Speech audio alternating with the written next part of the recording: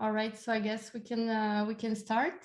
So hello and welcome everyone. Thank you for joining us today and for attending this event, focusing on how to succeed on in your future postdoc. I'm Laurie Hervieux, and I have the pleasure to be moderating this event today with Megan Reyet. We are both volunteers at DEFI USA.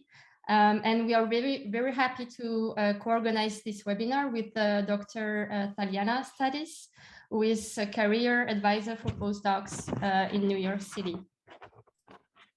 So before we start with the webinar, I'm going to make a quick presentation of our organization. So DEFI USA stands for Docteur Français à l'International, and has been founded in 2019. So it is the professional and or organized network of the scientific diaspora of French PhDs in the US, gathering French PhD scientists who are pursuing their career in the US, are in the US and wish to go back to France, and professionals in France who want to share their past experience in the US. So as of today, we have more than 200 members. Most of them are in the United States. And the network enables members to create connections, share experiences, get information on careers in the US, or get advice on how to prepare a move back to France. So to learn more about our missions, initiatives, join the network and get involved with the association, you can visit our website following this QR code or contact us directly. We are also very active on social media, where you can hear about the different events we organize. So Megan is going to share the links to follow us in the chat. Thank you, Megan. And with that, I would like to thank the DEFI co-founders and volunteers, as well as our partners with whom we organize previous events, and particularly Euraccess North America, who have been of great support for today's event. So thank you so much. They're here with us today. So I'm really excited to host this webinar today and welcome Dr. Thalyana Stathis. Hi, Thalyana. So she will be discussing with us and give advice on how to find a postdoc and how to enjoy it and how to plan your career. If you have any questions, please feel free to ask them in the chat throughout the webinar, and Megan and I will make sure to ask them at the end of the webinar. And so this event is being recorded, and you will be able to access it in our YouTube channel in a couple of days. So with that, I'm going to stop sharing my screen and give the mic to Dr. Stathis. Thank you so much for being with us today. Thank you so much, Laurie, and thank you to DEFI for hosting me today, to Laurie and Megan, and also hello and thank you to Jackson and Daria, who are from Euraccess North America as well. And hello to all of you in the audience. I am so pleased that all of you were excited to attend this talk and to hear my advice on pursuing a postdoc and how to be successful in that regard, with some particular advice about thinking about options for doing a postdoc in New York City. I work at Memorial Sloan Kettering Cancer Center in New York City, so I have a specific perspective on doing a postdoc there, where I'm currently based right now, that I would like to share with all of you. So with that, with passing the mic also comes me sharing my screen so I can start my slide presentation. And yes, so the topics I will be covering today are both how to find a postdoc, then how to enjoy it, and how to think about your future career planning when you are in your postdoc and even before you're doing your postdoc as well. So I work with PhD students and postdocs at Memorial Sloan Kettering Cancer Center in New York City, right in Manhattan. And I'm just going to call it MSK or MSKCC for short. Here is my contact info. I'd be happy to stay in touch with all of you, either by email, or please also connect with me on LinkedIn. I'm an avid user of LinkedIn, and I would love to also stay in touch with you that way as well. Just a disclaimer that I am giving you information about Memorial Sloan Kettering or MSK and about my thoughts and opinions on how to be successful in a postdoc, but these are not representative of MSK. These are my own thoughts and opinions about how all of you can be successful in pursuing a postdoc in general or within New York City, or maybe considering MSK in particular. So I run the Office of Career and Professional Development for students and postdocs who are pursuing a PhD or have completed a PhD at MSK.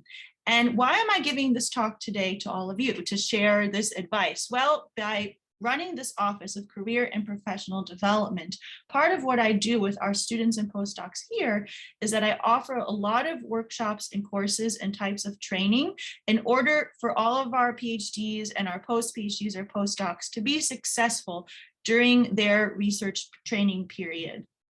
And so through that process, I'd like to share with some of you the advice that I share to people at MSK about how to actually be successful during this research training period. And along with that element of being successful is not just doing well in your research, but it's also being able to handle any particular challenges that come up during your PhD or your postdoc.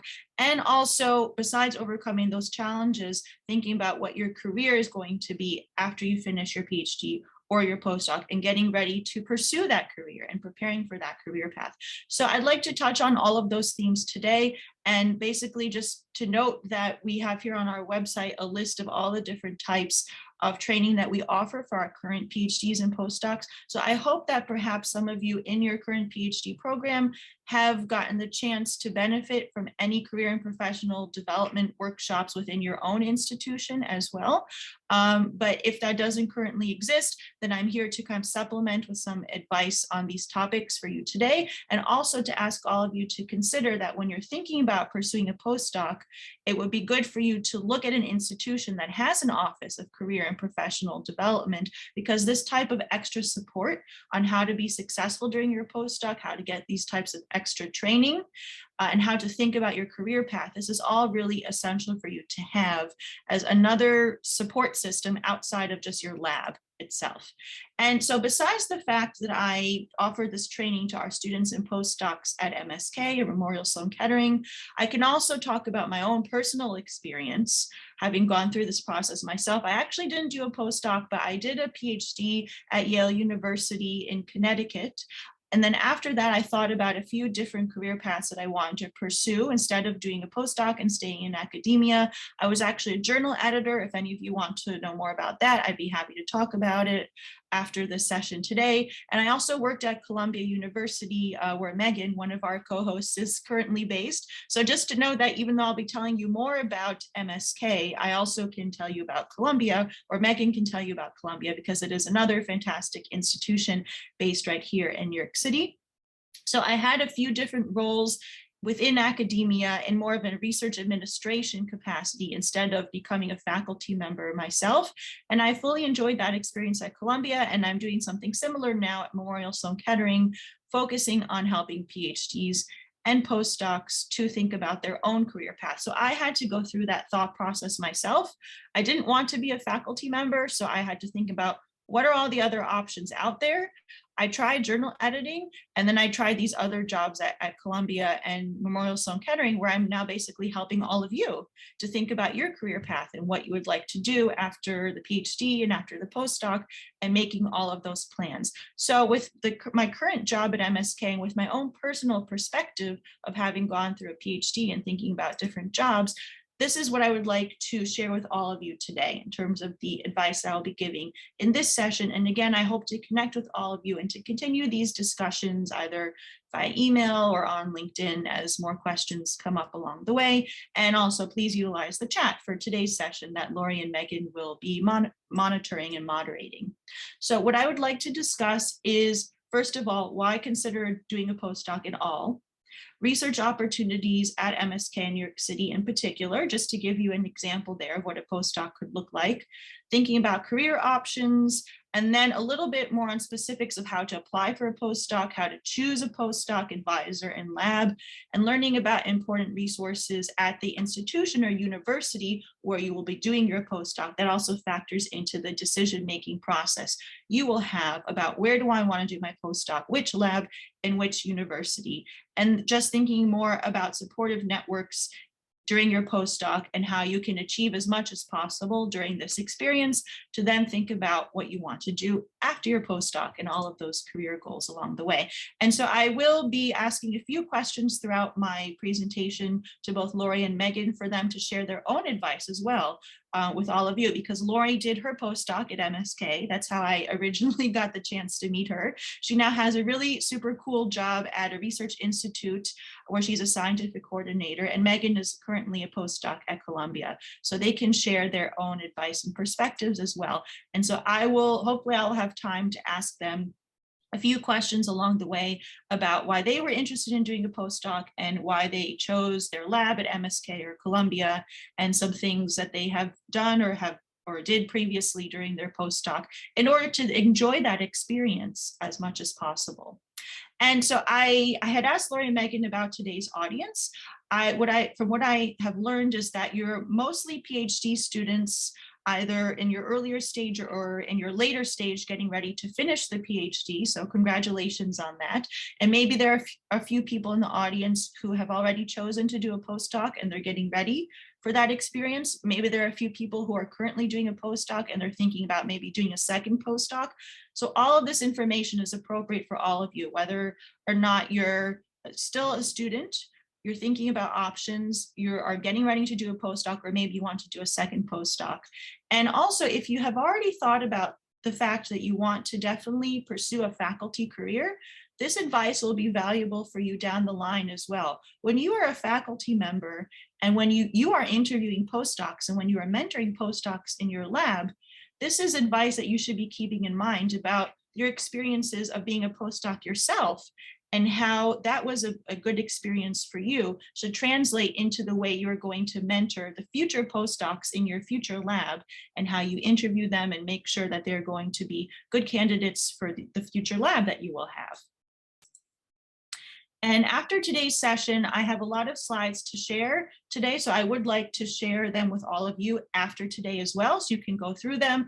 I do talk fast and go through a lot of slides quickly, but I think you'll be able to stick with me and you'll always have the slides as a resource afterwards. And I'm also going to ask Lori and Megan to share a little bit more information about how to stay in touch with me and how to navigate MSK's website. I will be showing you some snapshots of our website today, but you can always go back and look at these links later on as well. All right, so now I would like to start on the first topic, which is why and how to consider even doing a postdoc in the first place for all of you who are currently PhD students and are thinking about this next option for yourself. So I'd like to just quote from our National Postdoc Association here in the United States on their definition of what a postdoc is. So their definition of anyone doing a postdoc in the US is as follows. You are an individual holding a PhD degree, and you're engaged in a temporary period of mentored research or scholarly training for the purpose of acquiring the skills that you need to pursue your next career path that you have chosen that is the best fit for you. All right, so it is a bit more of a general term, but there are a few important things here to recognize, which I'd like to follow up with on this next slide here. So there's a lot of text here, but we're going to go through all of it together. The first thing is that the postdoc is a training period. Your PhD is a training period now, but the postdoc is an additional second training period. And in the past, it has usually prepared you for a future career as a faculty member. But note that our National Postdoc Association also feels that it's important to explain to everyone doing a postdoc in the US that it can also help prepare you for other research careers as well. You don't only have to be a faculty member after doing a postdoc. The postdoc can still be a valuable experience to then help prepare you for other careers. So it is a training period for a set amount of time to help you get to that next step. Your PhD right now as a student is another training period. What are you learning in this experience? You're learning how to conduct research and publish in the particular field that you're working in. Fantastic. Now, Research continues. So what's your next step after that? You have to gain new expertise in a new field so you can continue to grow your level of expertise and expand your level of expertise throughout your career. So the postdoc is designed for you to have that opportunity to move into a new realm where you're gaining new expertise. And then it's going to help you lead a research program and lab members if you are going to pursue becoming a faculty member, or lead a group of people and lead research projects in general if you are still going to be a scientist, but maybe not a faculty member in particular, if you're going to be thinking about other types of careers as a scientist.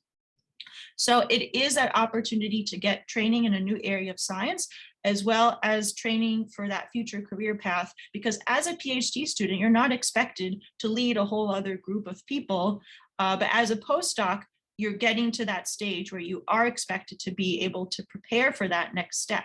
So you're thinking about the career path, what's going to get you there, learning how to effectively lead a group of people and lead a research program. That's what you're going to be focusing more on during your postdoc, because you're certainly not doing that now during your PhD. So a little bit more detail on this, thinking about how you want to choose your postdoc position for yourself. What new field would you like to explore? What are you working on right now in your PhD? And what would you like to do next during your postdoc? There are a few different ways that people I have worked with have thought about this. They might want to stay in a sort of similar research area, but utilize new techniques and approaches, with an example being maybe you currently work in cancer genomics, maybe you want to stay in this field, but maybe try working with a different model organism than you have worked with previously. Maybe you worked with zebrafish and now you want to work with mouse models or even human cell culture lines as well to get a bit more translational. Maybe you want to work in a completely different research area, but utilize the same techniques and approaches that you are familiar with. So for example, maybe you have more of a computational background and you enjoy utilizing all of your expertise in bioinformatics, but you want to move from the realm of genetics to pathology, just as an example of that. Or you might want to completely pursue a different research area and learn a whole bunch of different techniques as well. That's always the third option on that. And the other thing you need to think about is, in terms of the lab that you'll be working in, what new skill set can this lab and this institution provide you with beyond what you're already learning in your PhD? So the goals for the postdoc in terms of pursuing career in academia or any career in general are usually described as the following. You would hope to expand things on your CV and show that you've had more opportunities to publish, to present your work, and to write grants or other funding fellowship applications. If you haven't had a lot of that experience yet during your PhD, the postdoc should absolutely be this opportunity now to be able to publish and present your work and write grant proposals. This is something that's a huge element on your CV that in any institution you're going to be thinking about for a future research career or any job in general, they would like to see that you've had this type of productivity. And again, if you haven't had a lot of this experience yet in your PhD, you want to make sure that you have these opportunities in your postdoc. You also want to be able to design projects more independently, be able to collaborate more with other groups, maybe set up those collaborations on your own, and have opportunities to mentor more junior researchers in your lab or in a neighboring lab. You may not have had all these experiences yet in your PhD, but the postdoc is that next step where you're kind of graduating, moving on to a more senior position where you should be expected to have more of this leadership role within the lab, within a group of people, and within project design as well, because it's getting you set up for that, excuse me, for that next leadership stage where maybe you're running a group of people as a faculty member or as a scientist, maybe working in pharma, for example. The last note that I would like to point out is that when you're thinking about which lab to choose for your postdoc, always consider the current lab culture that you are in for your PhD, and then think about how you have enjoyed that experience. Was it a big lab? Is it a big lab or a small lab? Are you working with a more junior or senior faculty member as your main mentor? There are positives and negatives for all of these regards. If you're working in a big lab, maybe you feel like you get lost in the crowd a bit much and you don't get a lot of attention. If you're working with a more junior faculty member, Maybe you feel like they don't have as much time for you because they're focusing more on the grant writing that they have to do to get the lab up and running because they've just started the lab very recently. So if you've had those experiences so far where you want to work in a different type of environment, maybe a bigger or a smaller lab or a more junior or more senior faculty member based on how you have enjoyed those experiences in your PhD, try something different for your postdoc. Try a different environment, a different type of mentor, so that you can see how you would enjoy that experience differently from what you're doing in your PhD currently. So I'd like to very briefly ask Lori and Megan, either one of you or both of you, to share why, when you were finishing up your PhD, why were you interested in doing a postdoc afterwards? Maybe Megan, if you'd like to share, because you are still in your postdoc now, what was your thought process for deciding to do a postdoc?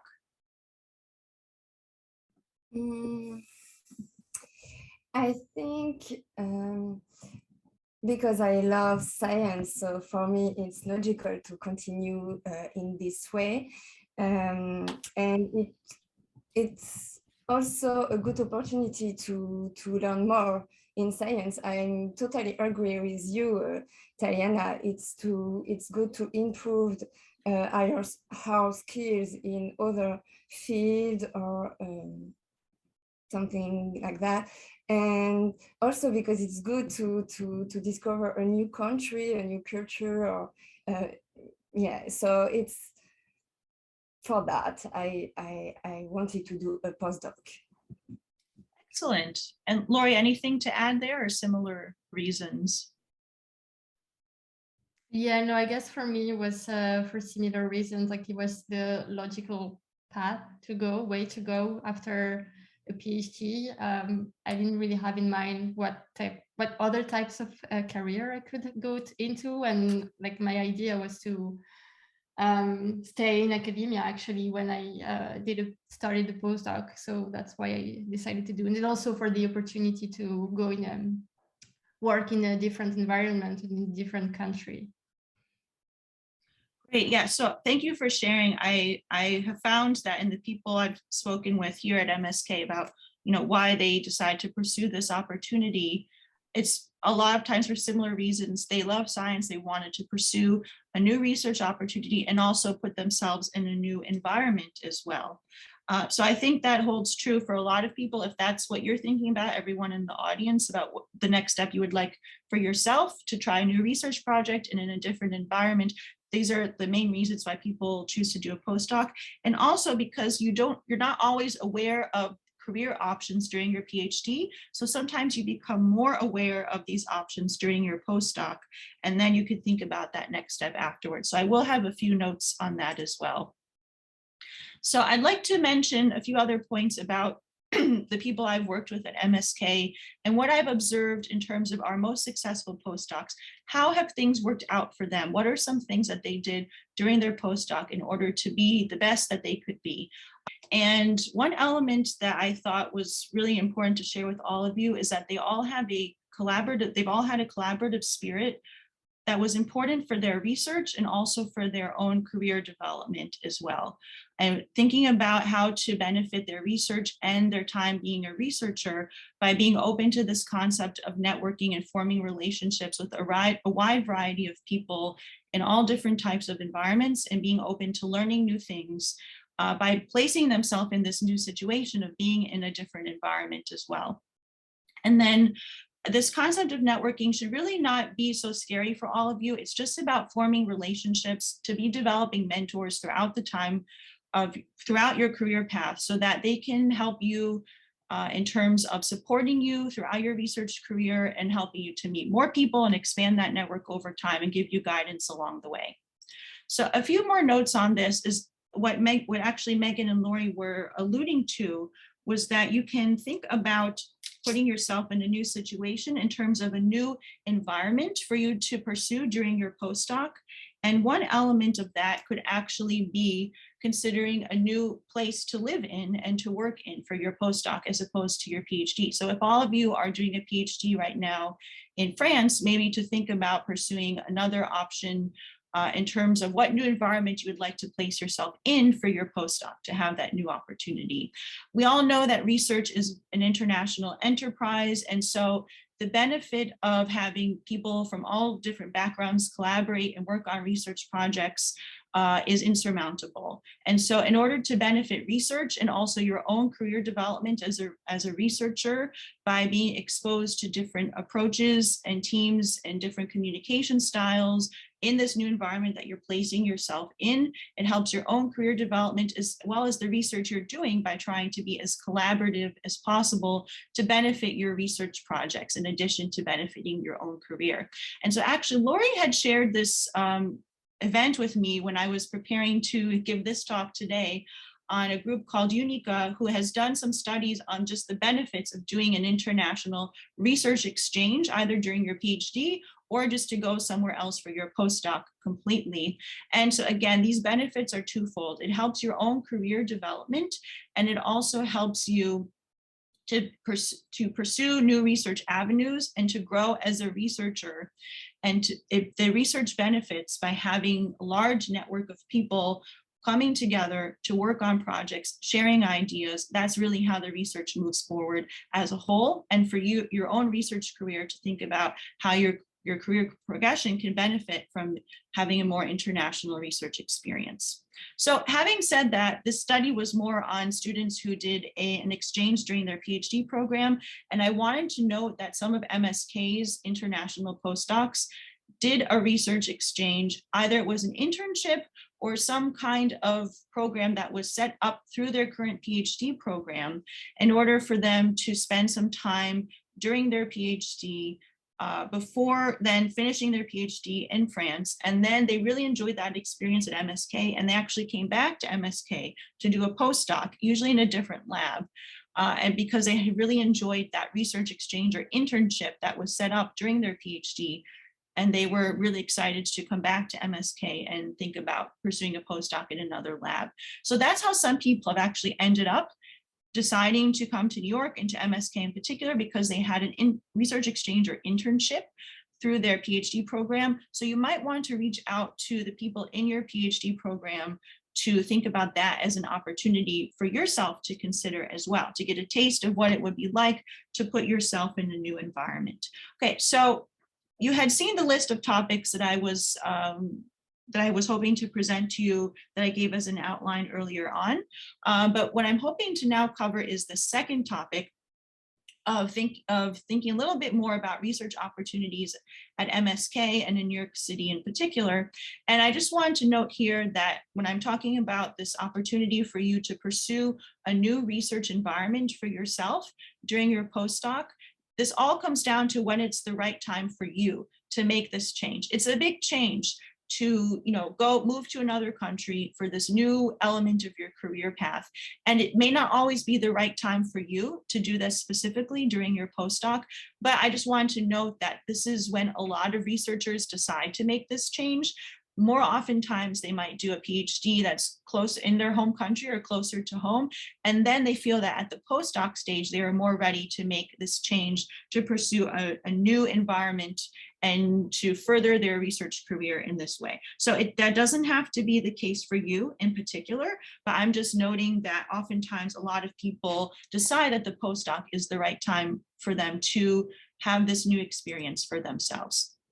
And so because I wanted this topic of the session I'm giving today to focus on maybe the benefits of considering a research opportunity in New York City, I don't think I need to spend too much time telling you all about why New York City is an amazing city to live in. We're all familiar with all of the benefits that it offers in terms of living and working here. But I think it's important to remember that you need to have a work-life balance and to have a life outside of the lab. And it would be nice to be in a city that offers you lots of opportunities to do things outside of the lab and to enjoy that life outside of the lab as well. So New York City is one option of that. You can do basically anything you've ever wanted to do, go to shows, enjoy all of the nature that we have in our parks, and obviously walking around and seeing all of our wonderful landmarks as well. And so I just wanted to share with all of you that all of our international postdocs at MSK have certainly benefited from the time in being in New York City and getting to enjoy every aspect of that. We have some images here of our postdocs who love tennis and they went to the US Open. They all want to see all the amazing landmarks that New York City has to offer. We have some pictures of them enjoying visiting all these different landmarks. And maybe they also really enjoy other sports like baseball or going kayaking in one of our rivers as well. So our postdocs really make sure that they spend time outside of the lab, enjoying everything that New York City has to offer. And I would hope that you would do the same as well if you end up in New York City or whatever city that you end up in particular. Now, I'd like to spend a little bit more time telling you about MSK. It's actually a few different components. We have the Sloan Kettering Institute and we have Memorial Sloan Kettering Hospital as well. And these two components form Memorial Sloan Kettering Cancer Center. And the Sloan Kettering Institute is where most of the research labs are held. And so we have, this is a snapshot of our website, and I wanted to share with all of you here, we have actually 9 different programs within the Sloan Kettering Institute.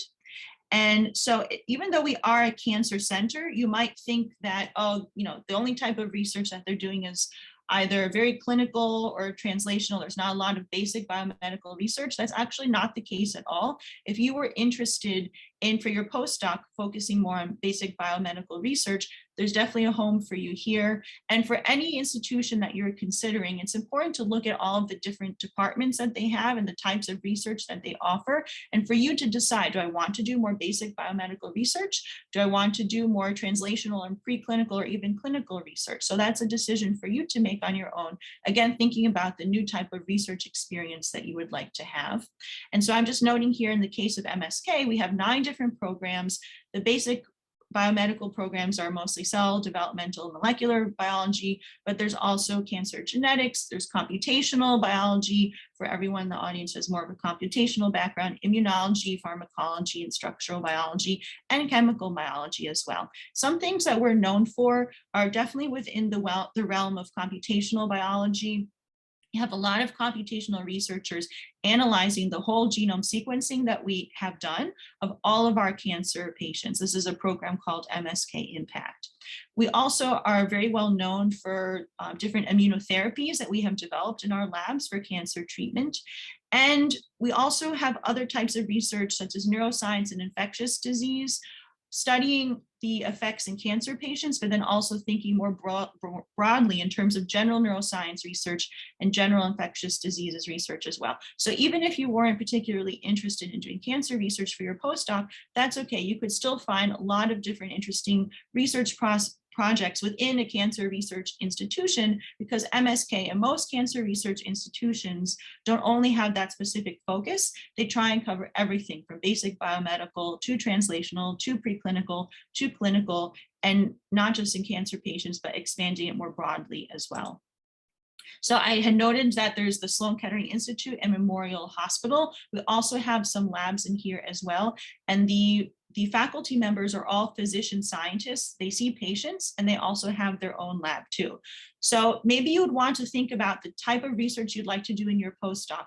Would you like it to be in a hospital or medical center? Because maybe you would like your mentor to be a physician scientist who sees patients. You would really like to be involved in a lab and in research projects where the work is a lot more clinical in nature. If that's what you see for yourself in terms of the research you would like to do and to maybe be mentored by a physician scientist, then certainly consider working in an institution that is a research institution within a hospital or within a medical center. So MSK is one example of that, and just kind of telling you more about research hospitals across the United States with a focus on cancer. Here's a list here of the top research hospitals year after year. These are the top hospitals that have the top research programs.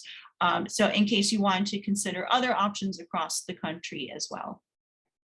Another approach for you to consider in terms of the type of postdoc you would like to do, an element of doing research is also the teaching and mentoring that you will do alongside of that. So some people think about for their future career, how much research and how much teaching or mentoring would they like to do to other researchers, either in their postdoc or throughout their faculty career, if they're thinking about faculty career for themselves. So maybe that's something for you to consider as well. Have you had a lot of opportunities to teach during your PhD? Is that something you'd like to do more of during your postdoc? Maybe you'd like to have a large teaching component to your job in addition to doing research. So if you're thinking more along those lines, then it might be useful for you to consider working at an institution that offers those opportunities as well. So just looking at New York City, for example, we have Columbia University, NYU. I'm sure you all are familiar with those names. They're large research universities that offer some teaching opportunities for the postdocs and the faculty working there as well.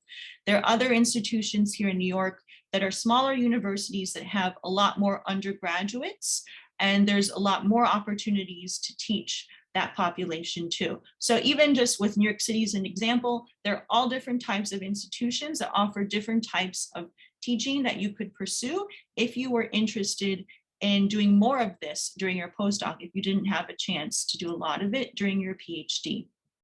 Okay, so now we're moving right along to point number 3, which is to talk a little bit more about career options after your postdoc, and that can help you think about maybe what you would like to be doing during your postdoc as well, because you're always thinking about that next step and then what you should be doing to prepare for it. So I've talked a little bit more, I've talked previously more about maybe types of institutions to consider, type of research to do. This is all when you're planning to do the postdoc. Another aspect of the planning is to think about the career options after the postdoc that you might like to pursue as well. So that comes into play in your planning. And so along these lines, going back to the successful postdocs that I have worked with, another element of why they were successful is that they were always doing this career planning during their postdoc as well, from the very beginning. It's really not too early to start it from the very beginning of your postdoc. If you already know that you're interested in a faculty career, that's something that you should discuss with your mentor. Because ultimately, when you become a faculty member yourself, you're going to have your own lab working on your own research projects. And so you would need to have a discussion with your mentor about how this is actually going to happen. What research projects will be in your lab versus the current lab that you're working in now as a postdoc. So if you've already made that decision going into your postdoc, that's something that you should discuss early on with your mentor in terms of preparing for this next career step.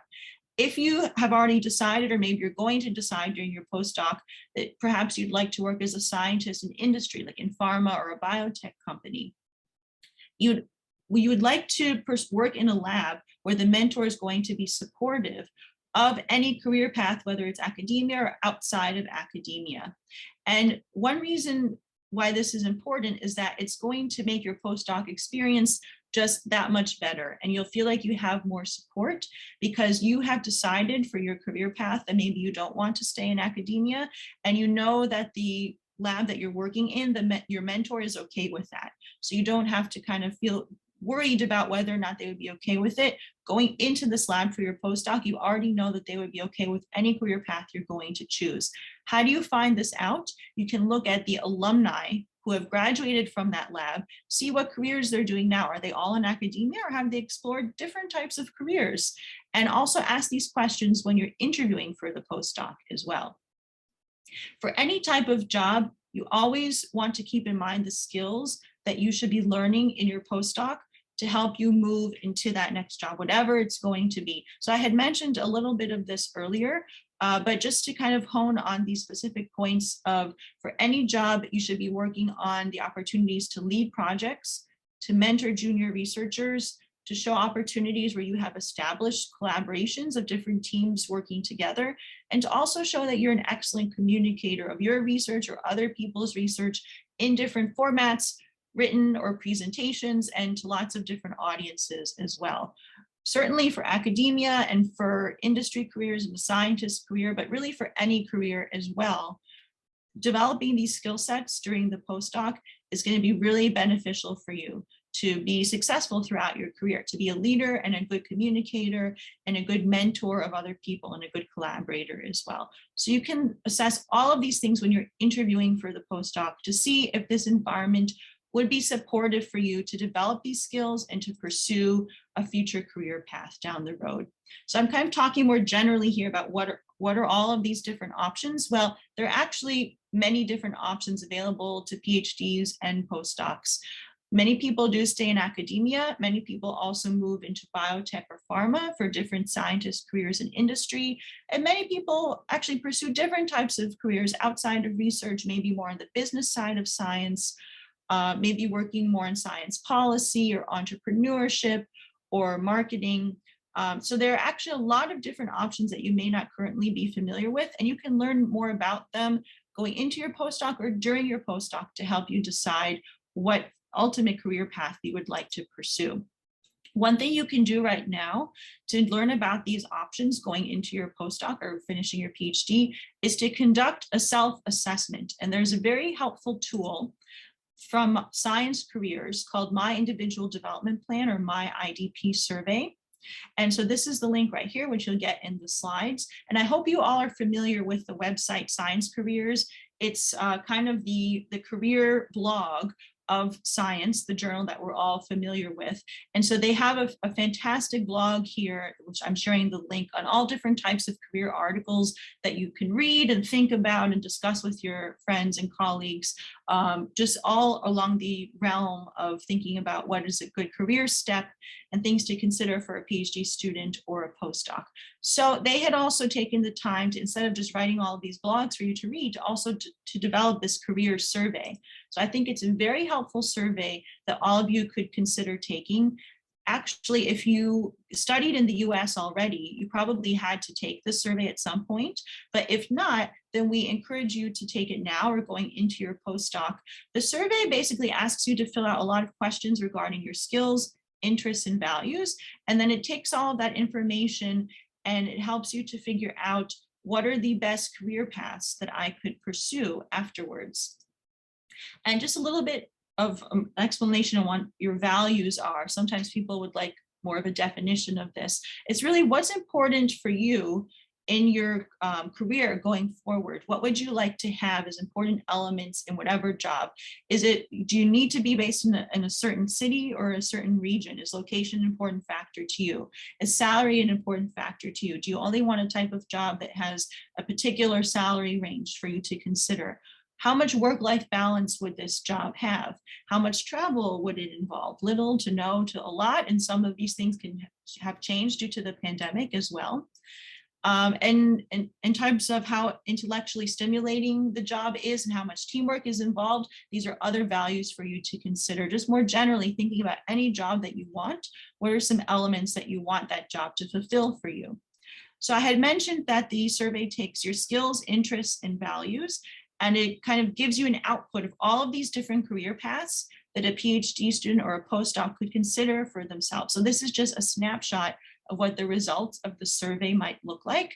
And so there are a lot of different career paths, some of which I had mentioned on that previous slide, that the survey tells you about. And with all of these different career paths, you basically can spend some time on the Science Careers website, learning more about each one, reading more about it, seeing if it sounds interesting, and then kind of moving on from there. And then throughout your postdoc, you would have opportunities in your institution to explore more of these careers more specifically and decide what's going to be a good path for you. But I just wanted to mention some examples of this, as a lot of people usually think that they might stay in academia or they might move into industry and be a scientist in industry. And those are the two options. So there are certainly more options than that, first of all, but even within industry, there are a lot of career options beyond just being a scientist in R&D or in research and development.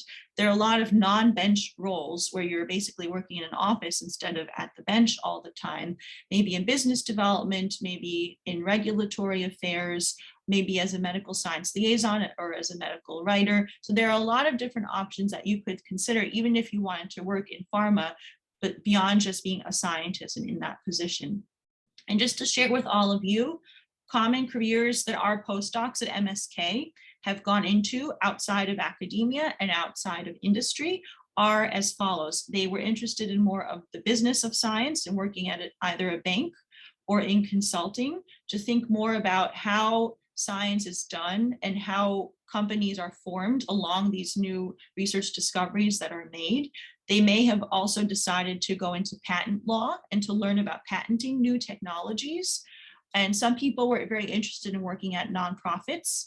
So Lori is an example of that. And some people want to work as a journal editor, like I had experience working as a journal editor, or working more in science writing, communications, if they really enjoyed the writing component of doing research and not actually being at the bench all day. And some people really just wanted to teach full-time. They love teaching and they wanted to find a job where they could teach science full-time as well. So these are examples of jobs outside of academia and outside of industry that all of our postdocs at MSK have pursued. And I wanted to share with all of you here, you can find this on our website where we list all of these different career outcomes. So this is public information that you can find.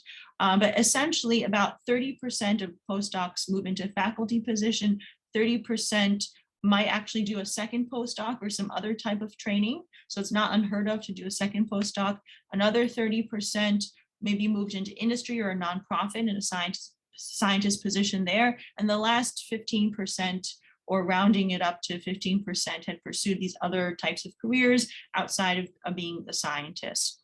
And so you can see here that our postdocs are very international. 70% are coming from other countries outside of the US. So I wanted to give you some examples of careers that our postdocs have pursued after finishing their postdoc at MSK. And then after this, I'm going to talk more about the details of applying for a postdoc. We're going to kind of go backwards and then talk about, okay, I've thought about an institution, a type of research project, and maybe the careers that I want to pursue after the postdoc. And then we're going to go backwards and talk about how to actually apply for a postdoc position. And so I can see we're going to be ending later than we had a lot of time because we had some issues earlier. So I hope we can all stick around so we can get through all of the slides, and we'll be ending a little bit later than we had previously scheduled. But thank you all for continuing to be in attendance in this event.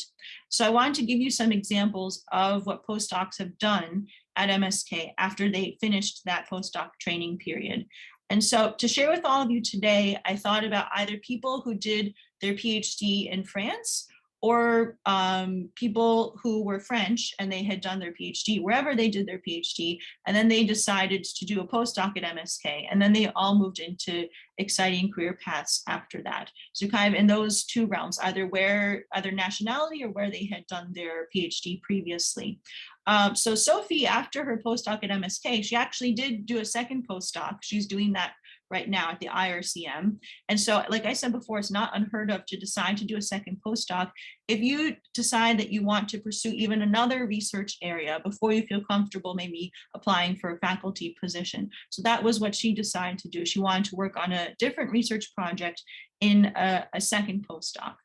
Layla, after her postdoc, she became an assistant professor at the Netherlands Cancer Institute. And so I'm also noting here that in which cases was it really required to do one or two postdocs, and sometimes in which cases was it not required at all? Maybe that's something for you to think about in terms of this realm of career options and doing a postdoc. In some cases, maybe a postdoc is not even required. So, but for all of these cases in academia, postdoc is obviously absolutely required, one or two postdocs, and then to pursue an assistant professor position. Layla did one postdoc at MSK, and now she's a professor at Netherlands Cancer Institute. She's a group leader. And Justin is also, he did one postdoc at MSK, now he's an assistant professor in San Francisco in the University of California. And then we had a few people move into industry afterwards. So Saida is now working at a company called Regeneron based here in New York City. She's a scientist. And so a postdoc was actually not necessarily required for this position, but in order to work in industry as a leader within industry, it was required. So she did benefit most definitely from having done a postdoc and then being able to get a really more senior job in industry after that. And the same case was for Matahi as well. He works at a company called Alkin, which has an office in New York City and also in Paris. It's a biotech company that does a lot of interesting biomarker diagnostics. And he did his postdoc at MSK. And it was definitely required in order for him to be a leader in industry, to have a high leadership role within the company that he's working in. It was definitely required for him to have done a postdoc in order to get to that position in industry. And finally, Alexis, he works at Bristol Myers Squibb here in the States in New Jersey. And he's actually more on the business side. He's not a scientist at all. He works in business development. So he's basically helping to do analysis basically mergers and acquisitions within Bristol Myers Squibb. Maybe they're acquiring other companies along the way when those companies have developed something and they kind of come to fruition, and then Bristol Myers Squibb buys that company. So in that case, if you were interested in not being a scientist but working within industry, a postdoc is not required. But he didn't know that going into his postdoc. So he did a postdoc and he learned about career options. And then he decided after the postdoc that he wanted this type of job more in the business of science. So maybe it wasn't required, but he used the postdoc to learn about opportunities. And, you know, in the end, he enjoyed having done a postdoc and learning about opportunities. And now he's in this really cool job at Bristol Myers Squibb. Okay, so that was all of my explanation about career options after the postdoc, whether or not a postdoc is actually required, and some examples from our former postdocs at MSK. Now let's talk more about going backwards, advice on actually applying for postdoc opportunities. And my main kind of take-home message here is that you always have to be proactive when you're applying for postdoc jobs, and always don't be afraid to ask other people to help you out and ask other people to support you in this process. So the main way that people apply for postdoc positions is that they send an email to the person that they are interested in working with. But actually the first thing that they'll do before that is that when they are a PhD student, when all of you in the audience are a PhD student, you should be discussing with your current faculty mentor and the other members of your research committee or your thesis committee, perhaps, and other mentors that you have. You should be discussing with them if they have any thoughts and suggestions about postdoc labs that you might want to work in. And so once you have a list of faculty that you're interested in potentially working with, usually how it works is you send them an email to introduce yourself and to say that you would be very interested in doing a postdoc and to ask if there are opportunities. And then you attach your CV and cover letter, which we'll talk about in subsequent slides. Even if you don't see any job opportunities listed on their website, it doesn't matter. You should still ask to see if they have any open postdoc opportunities in their lab. Because if we didn't already realize this, we should know that sometimes the lab websites are not always updated as much as we would like them to be. So maybe there is a postdoc job opportunity, but it's just not listed on the lab website. So even if you don't see one, still ask about if there are any potential postdoc opportunities in this lab. So you email the faculty member, but how do you make sure that your email is read? Because faculty members get these emails all the time. I just want to make that clear to all of you that some of them might even get 30 emails a week asking if, you know, if there's a postdoc opportunity in their lab. So they may just not have a lot of time to go through emails, and your email in particular. So how to make sure that you can stand out when you're reaching out to this faculty member? You should definitely explain any reason why you have already met them previously, such as at a conference. Either it was an online conference during the pandemic, or maybe a few years ago when things were in person. So always explain if you have met previously, or if your mentor knows them, for example, to explain any previous connections there. And this is where your current faculty mentor and maybe members of your thesis committee or other mentors that you have right now during your PhD, this is where all of them should be helping you out, because you should send an email to the faculty member where you'd like to do a postdoc in their lab, but your current mentors should also send an email or make a phone call as well. This is something that they should be expected to do as part of them mentoring you. Even if they're not familiar with this faculty member you would like to work with, it doesn't matter. It always helps for your faculty mentor to contact another faculty mentor. It's more likely that that email will get read. And then they can say, you know, that Lori is amazing and she has sent you an email. I would really hope that you look at her email and please consider her for a postdoc position. So think about your mentors as more of being a sponsor for you. They don't just give you advice, but they go out of their way to also send an email to another faculty member, even if they don't know this person, to help promote you and to make sure that this other faculty member is considering you for a postdoc position. And so it really doesn't hurt to send out these emails and put yourself out there, because the worst thing that happens is you don't get a response, or you find out that maybe they're not hiring for a postdoc right now, but maybe they know somebody else who's hiring. And then you can go from there, and then you can get more information to go from there. So I wanted to share with you some examples about how a postdoc job posting might be structured when you're looking on either a lab website or a university website that has a list of job opportunities.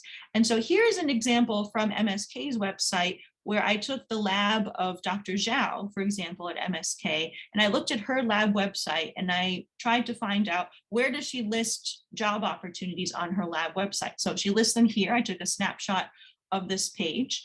And so I just wanted to show you some examples about what a postdoc job posting might look like when you're looking for opportunities. So she has a fairly general description on her lab website. I'm going to kind of expand this box part here. And so what she talks about is that the lab is kind of working on these 4 different research areas. And she doesn't really say any more detail beyond that. So this is a common way to phrase a postdoc job posting that you might see in other postings that you're interested in.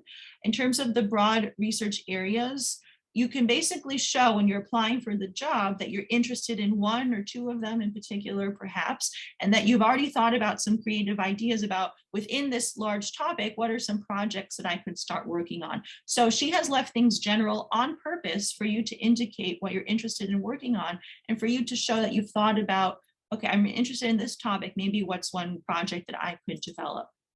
So I mentioned that either the job posting will be on the lab website, like in that previous example, or you might want to look at the particular university or institution and to look at on their jobs website page as well. So this is an example of MSK's jobs page. For all postdoc jobs you could find in any lab, we have one homepage that then directs you to all of the postdoc job postings that you could find in all of our different labs. So that's another strategy for you when searching for postdoc positions.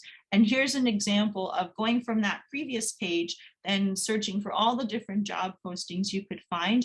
Here's an example of another job posting in another lab called Marcel Vandenbrink's lab.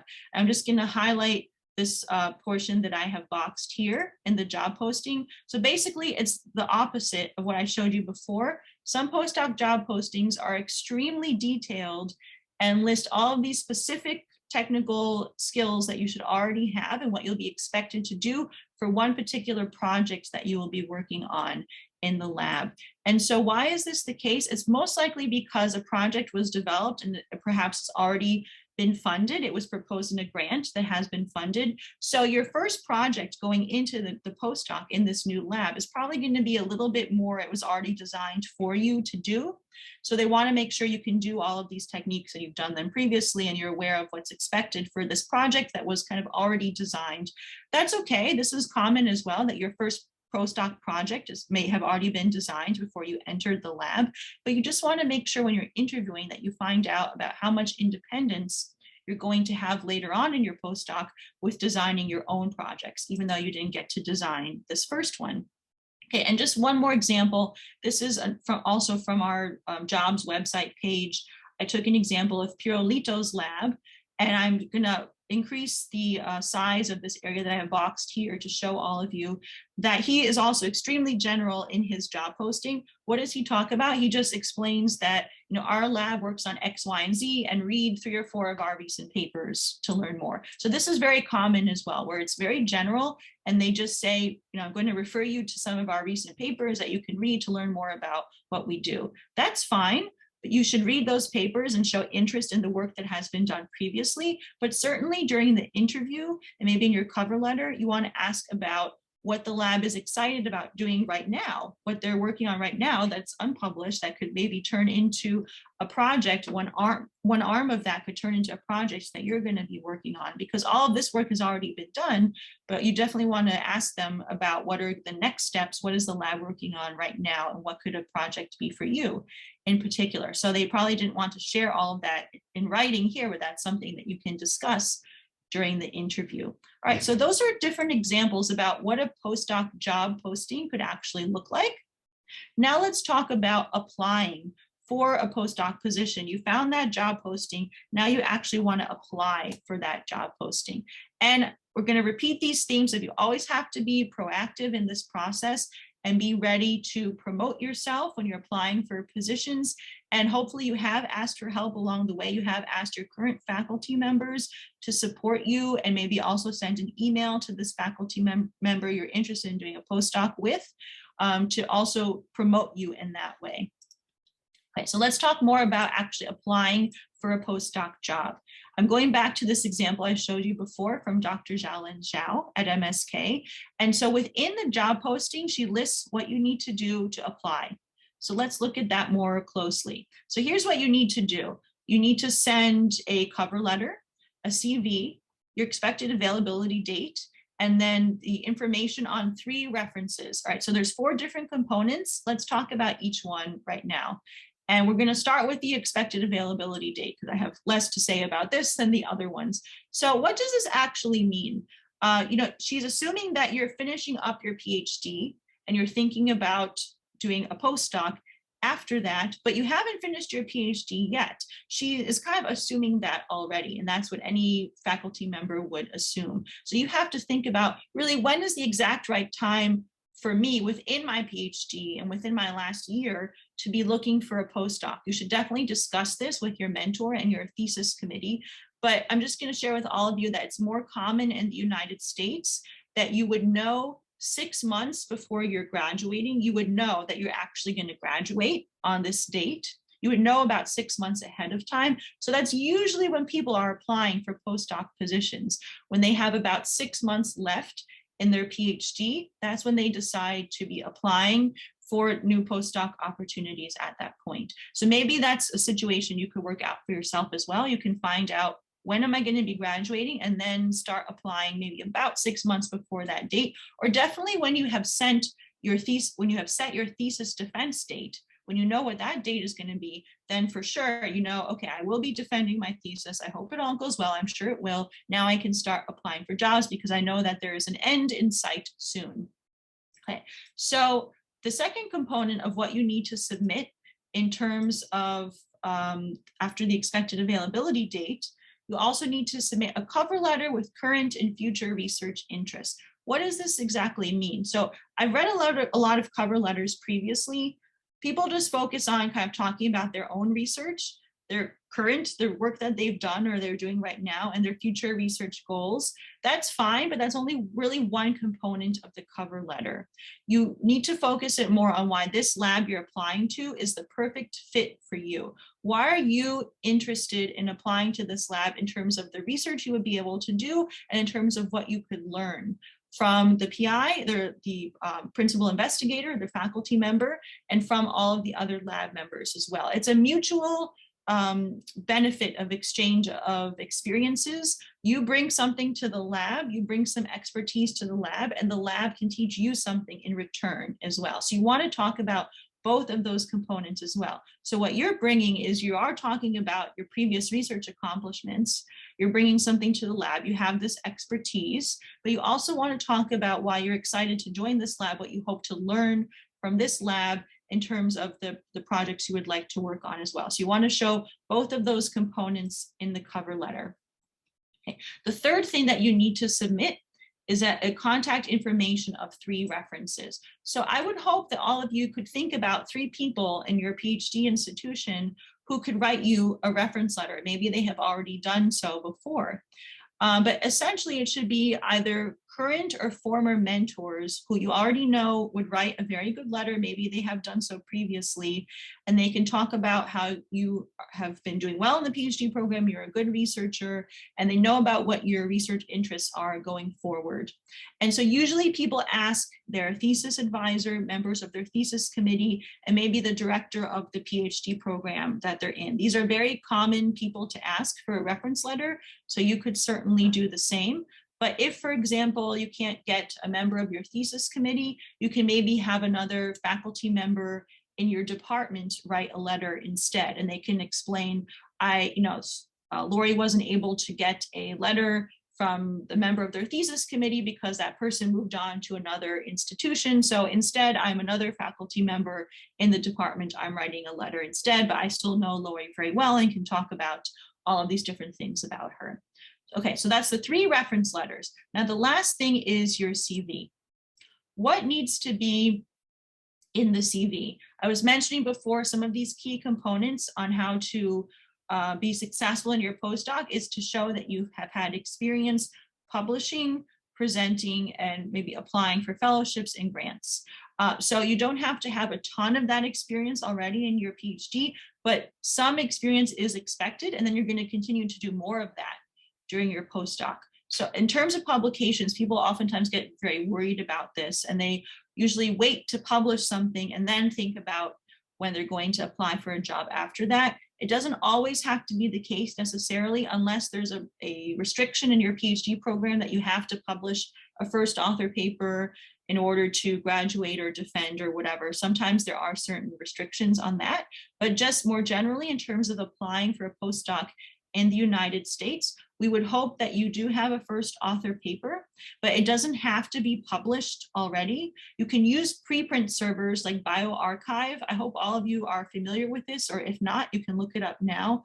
It's a preprint server where you submit your manuscript online for everyone to see, and then you submit it to a journal after for it to be peer reviewed. And so why do you submit it first? Because the journal review process takes a very long time.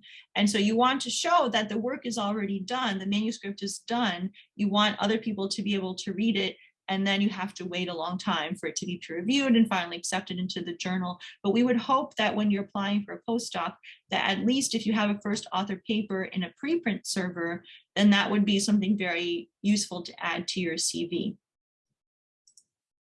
And just to note that it might be useful to see an example of your faculty mentor's CV as well, and take a look at what their CV looks like, and then think about what are all the main sections that they have in their CV, and then think about how you can design your own CV for a postdoc application. So I would assume that your faculty member probably has the following categories in their CV. Besides contact information, they have their educational background, all their research experiences, list of publications and patents and grants and other awards, all the presentations that they've given, any teaching or mentoring experience, leadership and service. Usually service to the community is involving any time where you've been a peer reviewer for a journal in the past, any professional societies that you're a member of, and then a list of references after that. So this is very typical. And so make sure that your mentor has all of these sections. And if they have an additional section, maybe think about, should I include this in my CV as well? So you would want to structure your CV in a very similar way. And I see a note here that Lori had put in the chat. Thank you, Lori, for mentioning that you may have a European version of your CV right now, but in the US, the format is a little bit different in terms of not including a photo, not including some personal information about yourself, like date of birth and citizenship status and whether or not you're married and things like that. You don't need to include any of that personal information when you are applying for a job in the United States. Okay, so thank you, Lori, for making that point in the chat. So I also wanted to talk about, we just talked about here, the sections of the CV. I also wanted to talk about the cover letter. So the main goal here is for you to give a little bit more of an explanation about why you have this particular research background that could be a good fit for the lab, and why you want to join this lab because you're hoping to learn these particular things from the faculty mentor and from the people in the lab as well. And then this would benefit your research career and your overall research and career goals going forward. Okay, so you can kind of think about dividing the cover letter into three main sections. You have the beginning, is just a summary paragraph of what you're going to talk about in the rest of the letter, which is essentially that, I'm just introducing yourself. I'm currently a PhD student at this institution. I'm very interested in joining your lab and doing a postdoc in your lab. In the past, I have worked on these projects, and you can just list this as a summary. And then you say something like, I look forward to the possibility of working with you and doing research with you going forward. So that's the summary paragraph. And then the rest of the page or page and a half or 2 pages is a lot more detail on specifically what you have done in the past, what you want to learn, and what your career goals are. And so you can think about phrasing it in this way. As a PhD student, I have worked on these projects. I was able to publish on this topic in this journal. And then I believe that my expertise in this field could contribute to your lab's goals of working on these projects based on what I have seen you publishing on recently.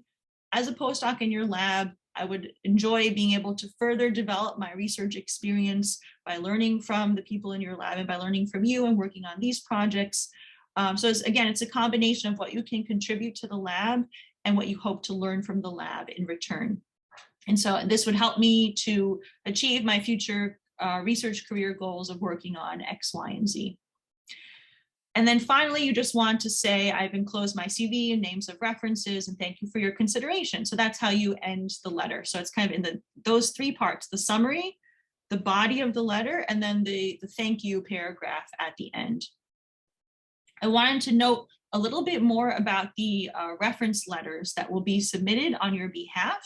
Even though you're not going to see the letter, you should sort of have an idea of what they're going to write and maybe discuss with them what you're hoping they could write about in the letter in particular, even though they actually have to write the letter themselves. And again, maybe they've written a letter in the past that they can modify.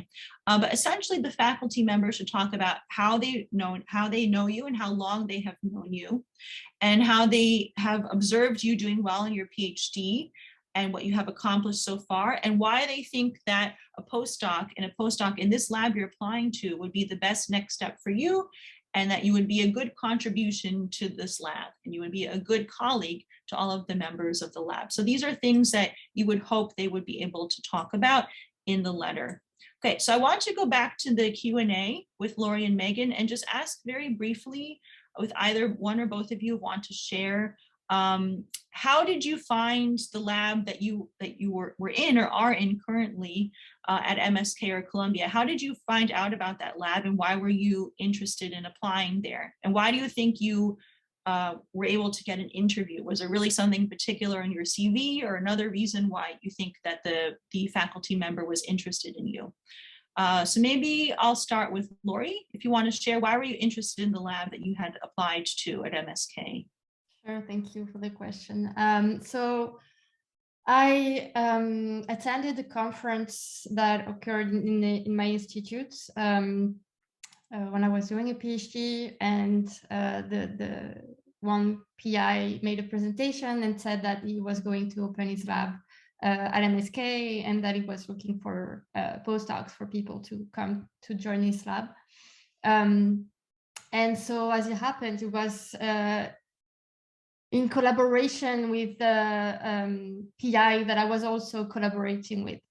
And so I talked to this PI and I asked him if it was a nice lab, and the topic was really, really interesting. To me, was kind of, it was not exactly the same as during my PhD, but they had some similarities. And then so I decided to apply and to ask so when I sent the email, I said to the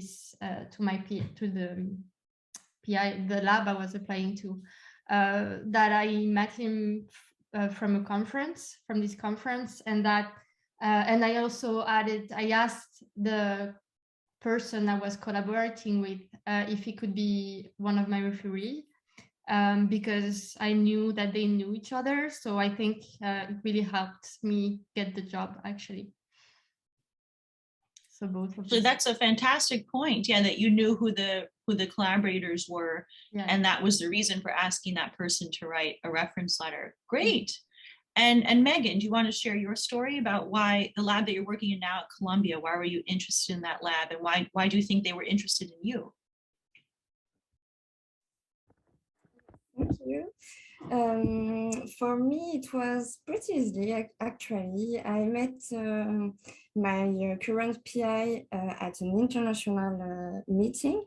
And so one advice I have for you is if you have the opportunity to do an international meeting, it was a good thing, because we can meet a lot of interesting people, and why not for your future PI.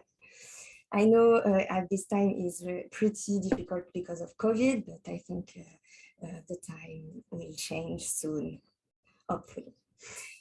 So 2 years after this meeting, my publication was published, and he contacted me to congratulate me.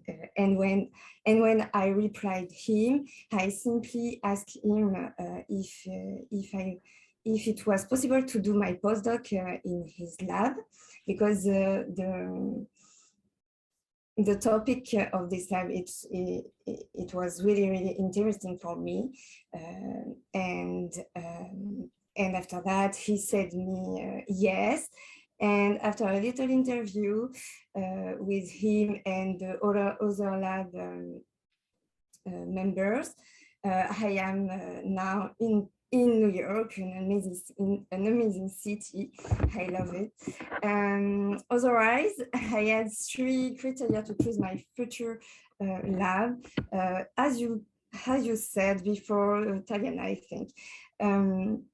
The first one was to have a PI who is a good person and of course a good scientist. The second one, to have a small team, because for me it's a better environment to work well. And the last one is to have an interesting project that I love. Great, those are fantastic points, Megan. Thank you.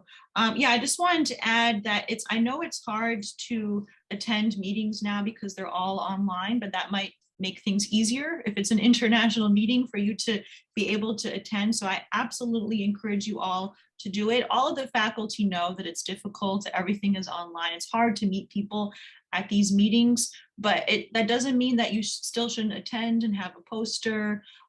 And then look at the other people attending, and there's not really an opportunity to talk to them over Zoom necessarily, but you can always follow up with them after the conference is done and mention, like, I saw your talk on Zoom during this meeting, and have a way to stay in touch with them, even if you can't really talk during the meeting, which makes more sense to do in person, but it's still hard to do now when everything is online. So I think there are ways to get around that.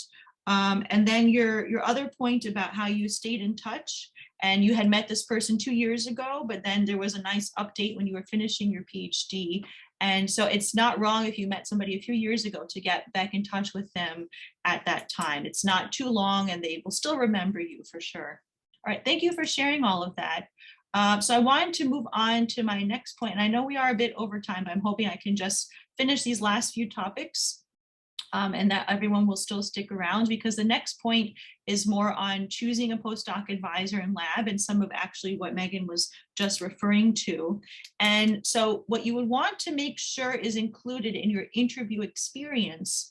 Let's say you already get the interview, you have a few interviews, and then what is expected of you to do during the interview, and what are you hoping to learn during the interview so that you can make that final decision about choosing a postdoc advisor and lab. So Megan had shared some reasons about what she liked about the lab, the mentor, the size of the lab, and the projects that she would get to work on. So what you would really want to have in the interview is that opportunity to learn as much as possible about what this postdoc experience is going to look like, so that you can make an informed decision about choosing this lab versus another lab.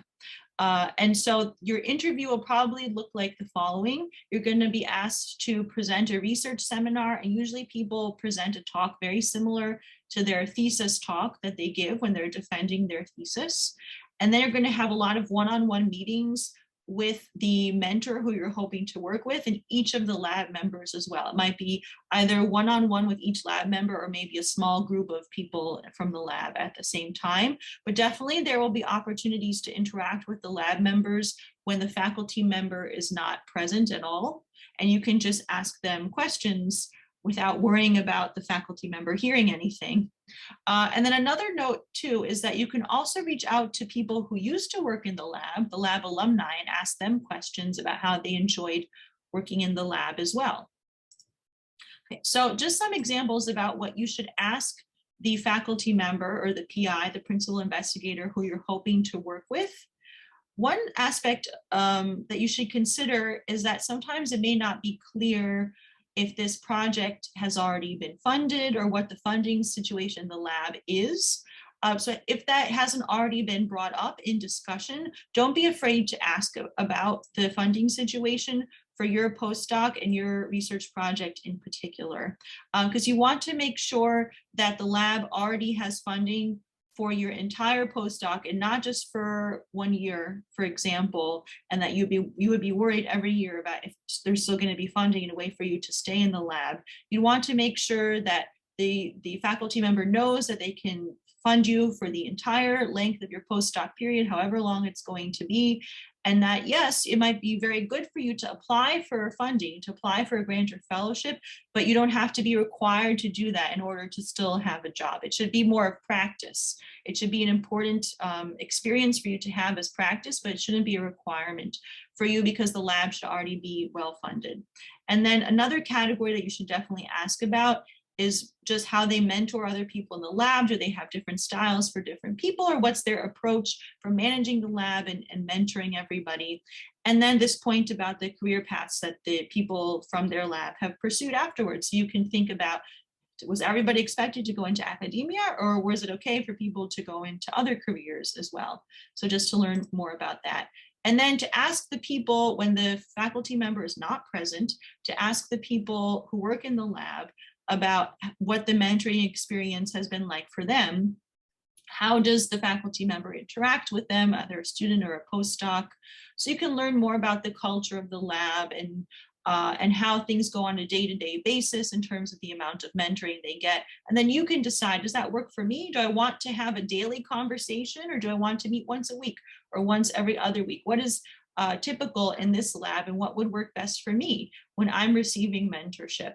And you can also talk to the former people in the lab, like I mentioned before, and ask them more about how they felt supported when they were thinking about what to do after the postdoc. Did everybody stay in academia, or did people go into other careers as well? Oh, and I forgot to note that there was a question when I gave this presentation to another group before about what if it's a new lab? What if it's a very new lab, a junior faculty member, and there aren't a lot of either current or former students or postdocs in the lab because it's a very new lab? So who can you ask for advice on what it's like to work in the lab besides the faculty member themselves? Well, you can talk to neighboring labs in the department, the students and postdocs there, and they can kind of give their assessment of their interactions with this faculty member. Even though they work in a different lab, they've probably had interactions with this faculty member because they're in a neighboring lab at the same department. And so you can just ask them for advice on what their thoughts are about what it would be like to potentially work for this faculty member. So again, for you to consider, do you want to be in a small lab or a big lab? Do you want the faculty member to be more junior or more senior? There are positives and negatives for all of those. And so you just have to think about what's going to work best for you and your situation. And I wanted to quickly ask Lori and Megan, was there anything that when you were interviewing for your postdoc job, was there anything that you learned that really made you decide that this was the lab I wanted to join? So actually, I think Megan sort of already answered that before. So I'll ask for Lori, when you were interviewing, what did you learn that really impressed you and said, for sure, this is the lab that I want to join, as opposed to any other lab that you had applied for? Well, that's a really good question. I think research topic, like I had the opportunity to talk to all of the postdocs in the lab. And so they presented me with their research topics, and that really interested me. And also, I think what motivated me was to go to MSK, I have to say, because the PI presented me the organization and the fact that it was in New York. So it was also part of my decision making to, yeah. Good. And I like, Laura, that you mentioned that each postdoc in the lab or each member of the lab presented their research projects to you. So that should definitely be expected in the interview as well. You'd want to see what projects people are working on and how they present them and how they show excitement for the project. That can also make a big impact in your decision as well when you're thinking about which lab to choose. All right, thank you. So actually, Laura, you have set me up quite well in terms of talking about one reason why you chose the lab was also that the institution, MSK, the institution had a lot of important resources for all of its postdocs and for you in particular as a new postdoc. So I wanted to spend some time talking with all of you in the audience about the fact that not only do you need to think about the lab that you'll be working in, but you also need to think about the resources at the institution you'll be joining and how they support their postdoc community as a whole. And so I'm just giving you an example from MSK where I work and where Lori did her postdoc, but this really applies to any institution you're thinking about applying to for a postdoc. So Columbia, where Megan is based, has similar resources as well. Across New York City, I think we all have very similar resources. So you want to make sure with whatever institution you're considering that they have all of these resources available to all of their postdocs. That should factor into your decision as well. So this is a snapshot of MSK's postdoc training website. And so we've talked about a number of these things already, about the type of science we do, about the city that we're located in. We offer all of these career and professional development training opportunities, mostly through me and my office. And so now let's talk about some more of the resources, which are housing and childcare and compensation and other benefits. So you want to make sure that the institution where you're going to be going to for your postdoc definitely has housing options and also has childcare options if you already have a child, if you're thinking about having a child during your postdoc. If you're going to be doing a postdoc in a big city, especially in an expensive city, you need to make sure that the institution already provides housing for the postdocs. This is very important because otherwise it's going to be very difficult for you to find an apartment that's affordable for a postdoc salary. So you want to make sure that the institution already has housing available for postdocs, and we offer it for 3 years. So to make sure that they offer at least 3 years of housing for a postdoc. And again, for childcare, if that situation applies to you, if they offer those options. And the next category is that you also want to learn more about what the actual compensation is in terms of the salary and the other benefits that the institution provides. Remember that the postdoc training period should be a finite or specific amount of time. It shouldn't go on forever. There should be an end in sight to the postdoc training period, just like there should be an end in sight to your PhD as well, if you're currently a PhD student. So you want to know what the scheme is within that institution in terms of how long they want postdocs to stay there for a training period before they are prepared to move on to their next career. This is an example of MSK. We tell anybody who's interested in doing a postdoc here that they're going to get promoted after either 2 to 3 years, and then they're going to get another promotion after either 5 to 6 years. And along with that comes a certain salary that goes with each of those titles and promotions that you're going to have, because we want to make sure that you're progressing throughout the postdoc and that there is also an end in sight. Maybe after about 6 years, the postdoc is basically done at that point because it's a training period. So you should be looking at the salary for a postdoc, a new postdoc, a kind of mid-range postdoc, and a more senior postdoc at the institution you're interested in applying to. Okay, and then besides the salary is all of the other benefits. Make sure the institution you're interested in applying to provides all of these benefits. Besides housing, they have medical benefits. We already talked about the child care. They have other benefits like retirement accounts and life insurance and disability insurance. They have vacation time and sick time. They have parental leave if you have a child during your postdoc. They have parental and maternity leave, and they have resources for mental health.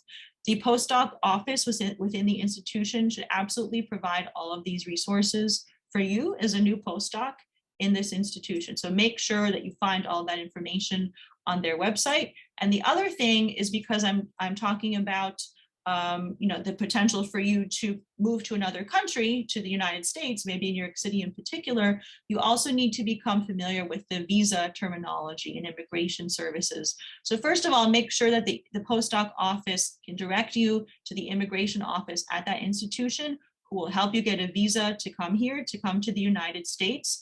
And most of you would probably be on a J1 visa. Some of you might be on an H1B. Those are the two most common options for a postdoc from another country coming to the United States. So be familiar with the concepts of what a J1 is and what an H1B is.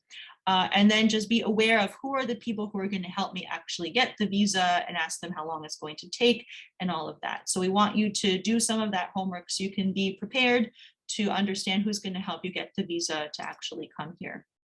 Okay, so I saw Lori put a note in the chat that we are a bit over time, but don't worry, this is being recorded so you can view it on YouTube. But I wanted to just kind of wrap up the presentation by talking about a few more points about the resources you should be looking out for in your institution in order to make sure that your postdoc is an enjoyable experience for you and you have all of those resources available to you at your fingertips. So a lot of you might be active as a PhD student by joining different groups and organizations and taking on different leadership roles. Maybe there's a student council or some other group that you can join, like students interested in pharma, for example. So we have a lot of those types of groups for our PhD students at MSK and within New York City. I'm showing some examples of all of the logos for all of these different groups and organizations that we have here. And we also want postdocs to join them as well. So these are groups and organizations that are a bit more focused on different career options that you might want to explore, like maybe in science policy or maybe in pharma and biotech.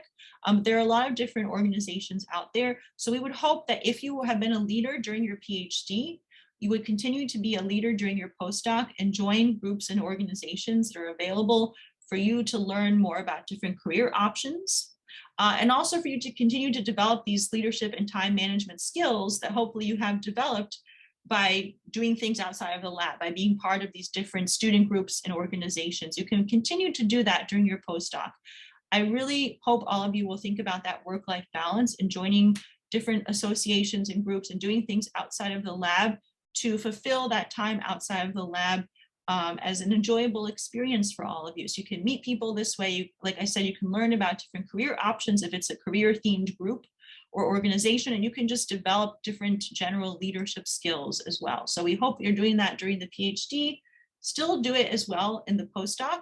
And some other specific groups you could join, especially for people who are perhaps coming from France or coming from another country in Europe or Asia, and they're coming to the US. This is just kind of a big experience and a big change in and of itself. So you could also join groups and organizations that will support you in this particular situation of a researcher from another country who is coming to the US and to New York City in particular for their postdoc or for their next research experience. And these groups and organizations have all types of skill development and networking opportunities that you can participate in, but it's a supportive community for all of you who are leaving home and coming somewhere else to do your postdoc to still continue to receive that support and community within this network of diaspora groups. So you already know about Defi and your Axis, who is also here with us today. And I've given this talk to different communities. Like I've mentioned when I was speaking with German scientists, I mentioned if you want to come to New York in the United States, there's a group of German scientists who have formed their own organization, and for Spanish scientists in the US and New York City in particular. So it's important if you're interested in still having a community in another country, it's important to find these communities of scientists from your home country that already exist in the US and in New York, and to engage with those people. It can help to make the postdoc in this big transition into living in a new country. It can help to make that experience a bit more of a happy experience, an enjoyable experience. And I just wanted to mention other groups, like within New York City, we also have a group called INET, or International Network. And that's also a group that Lori was a part of during her postdoc at MSK. And I've seen a lot of postdocs join their own postdoc society as well. Like there's the Columbia Postdoc Society, MSK, Postdoc Association. That's another opportunity for you as a postdoc to meet more people, develop a community, and also have a leadership role within a group or organization outside of the lab in order to make the postdoc a more enjoyable experience for you. Okay, so a couple more notes about also what you need to do to be proactive, to have the postdoc be an enjoyable experience for you, and to make sure that you're learning a lot along the way as well. So I'm almost done with the slides here, and then we'll see if there are any other final points that we can make at the end of the presentation. So I want to go back to this point about how the postdoc training period should be a specific and finite amount of time. Maybe it's about 5 to 6 years total. within this period, there's kind of three important points. You start the postdoc, you're kind of halfway done with the postdoc, and then you finish the postdoc as well. So we would want to make sure that in whatever institution you're going to be doing your postdoc in, they have important moments for you to check in with your advisor and your mentor to see how you're doing along the way, to make sure that you're doing well in the postdoc, you're learning a lot, and if not, what things need to be changed so that you are having a very good postdoc experience. So this is an example of what we provide for all postdocs at MSK. They have to fill out this form. It's an annual meeting mentoring form where you are required to meet with your mentor once a year to have a more career-related focused discussion, not just about your research, and you might discuss that every day or every week or every 2 weeks, but to absolutely meet at least once a year to talk about how your postdoc is going, and in terms of your career, thinking about how the postdoc is going and what you'd like to do in the next year and what your career goals are after that. So you should make sure that the institution requires you to meet with your mentor to discuss these points, but also take ownership of this process. And maybe you want to talk about it more than once a year, that's also fine. I want to highlight a couple of these points that we have in our mentoring form that you would be required to discuss with your advisor. These are things that you should discuss with your advisor along the way in order to make sure that you're having a good postdoc experience and you're learning what you want to learn, what you were hoping to learn to help prepare you and train you for whatever that next step is going to be. So some of this has to be what could initially be an uncomfortable discussion, but you need to become more comfortable with doing it in terms of you asking questions of your mentor and in terms of asking for feedback. So you would hope that the mentor can give you feedback, on constructive feedback on how you're doing the postdoc and what you need to be working on in the next year, but also that you can share some of your feedback as well about you're hoping to learn this, you weren't able to learn it yet. Is there a way that the mentor could help you learn this within the next year so you can have a very productive experience being a postdoc in the lab? So you would hope that the feedback goes both ways. You can ask how you're doing, and if there's something that you were hoping to learn the postdoc that you haven't learned yet, you should speak up and share that information with your mentor as well. And the last thing is that when you're probably after the third year of your postdoc, if you're thinking it's going to be about 6 years total, so then kind of halfway through, you should talk with your mentor about what your career options are that you're thinking about and how you would like to prepare for them. And this is because you had, in the interview, you were aware of how they could support people. You already knew this ahead of time. And so now you're coming in with your particular situation. This is the career path I would like to prepare for.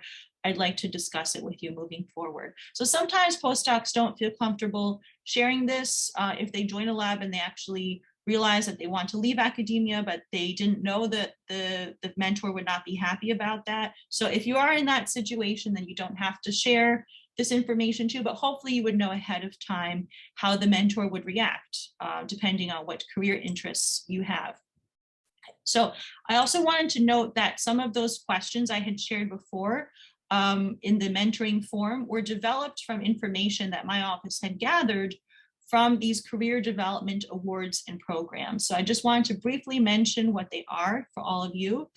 So it's a type of award that you can apply for during your postdoc.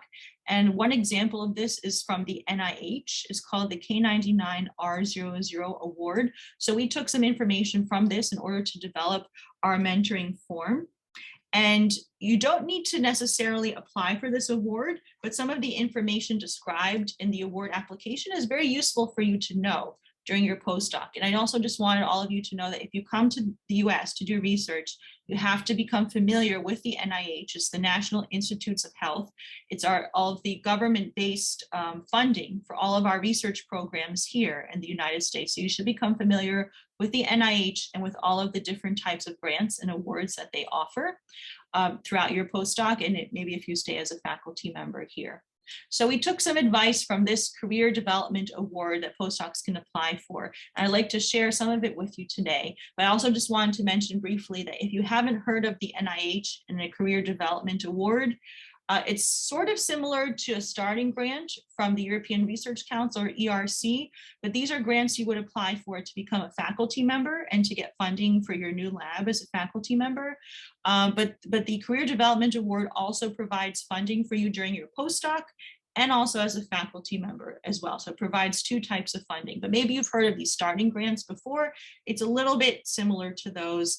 And just a shout out for our colleagues at EURAXIS that if you're looking for funding opportunities, they have a wonderful website that lists a lot of different funding opportunities you could apply for at different stages in your research career.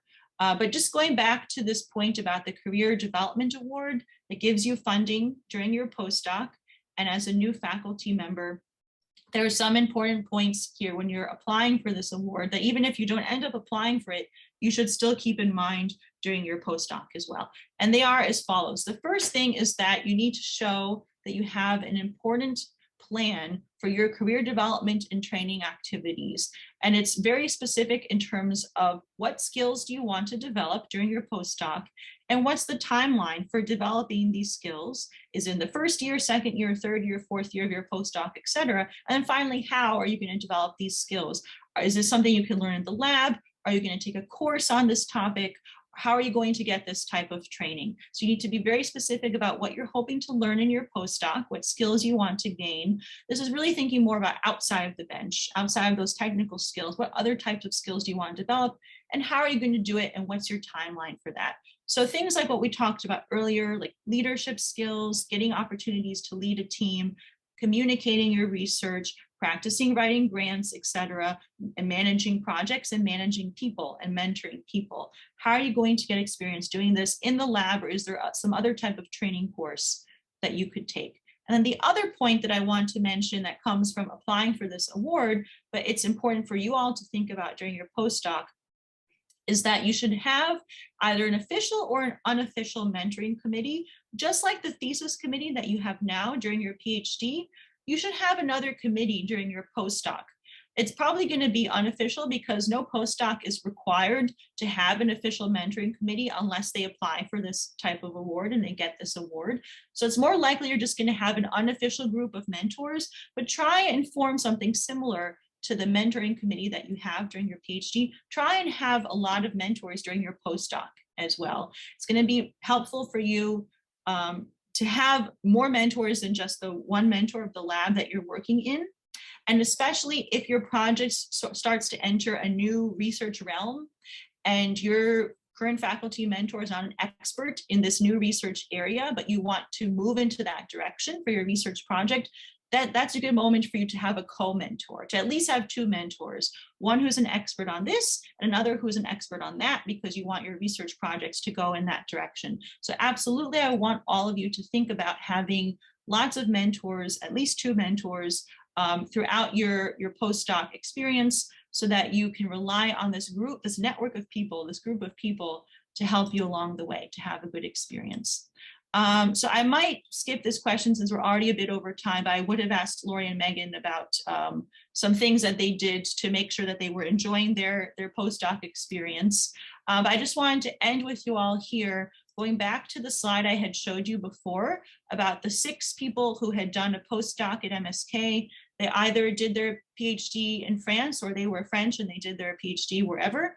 They did a postdoc at MSK.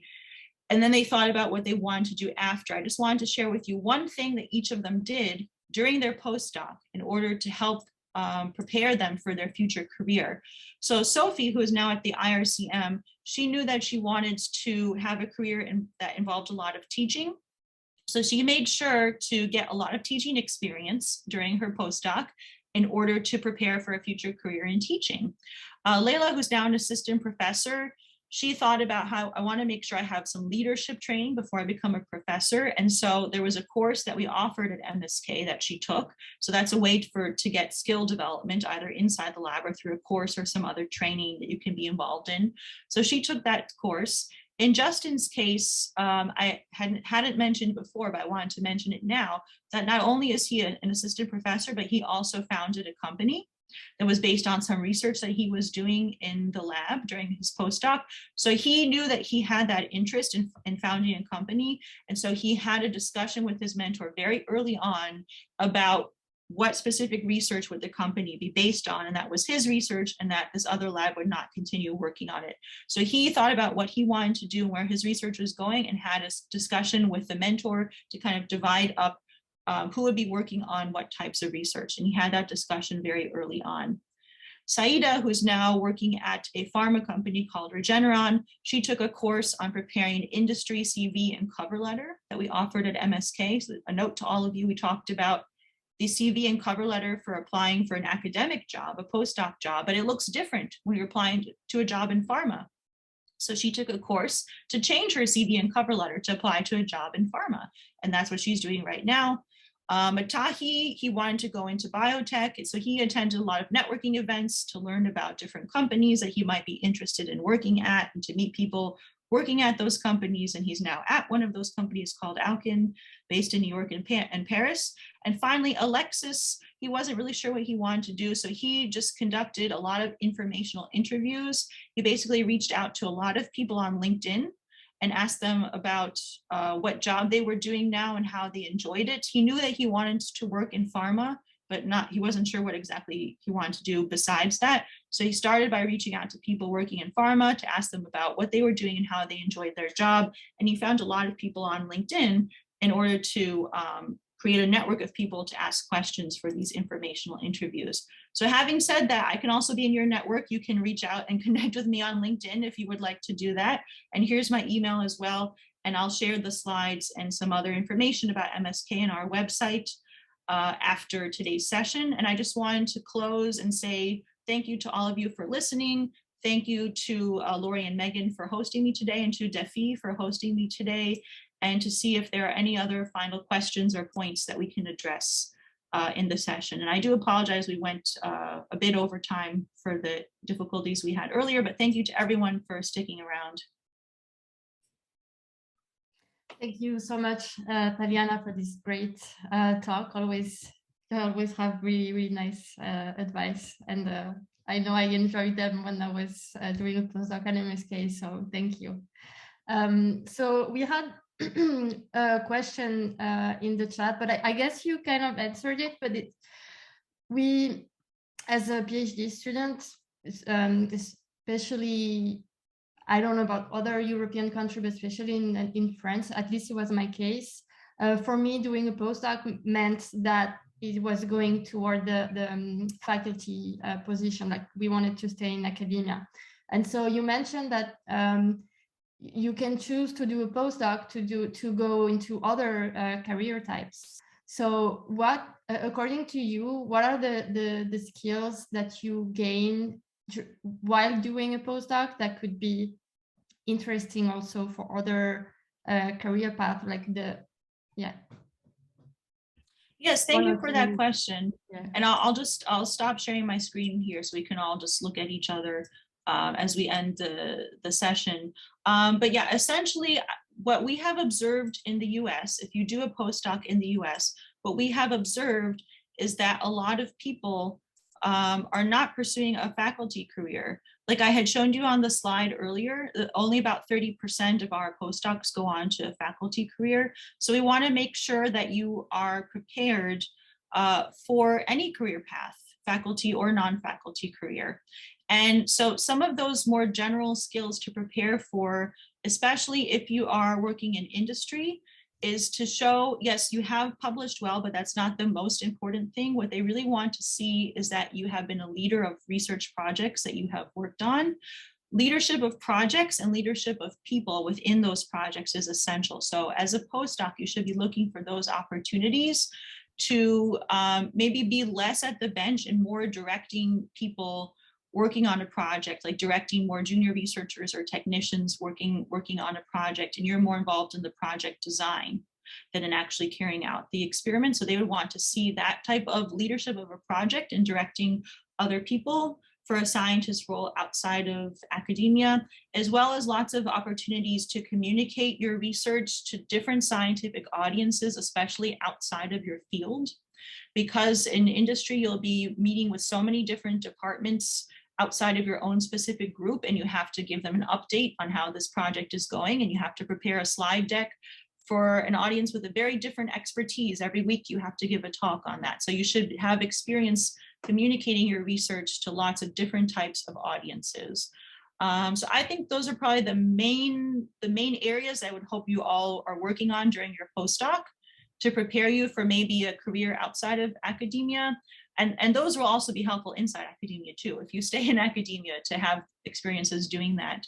But really for any career path, even if it's outside of research, to show leadership skills and good communication skills and mentoring skills and collaborative opportunities that will look well on your resume for or CV for any type of job. Okay, thank you. I guess Megan, you had another question.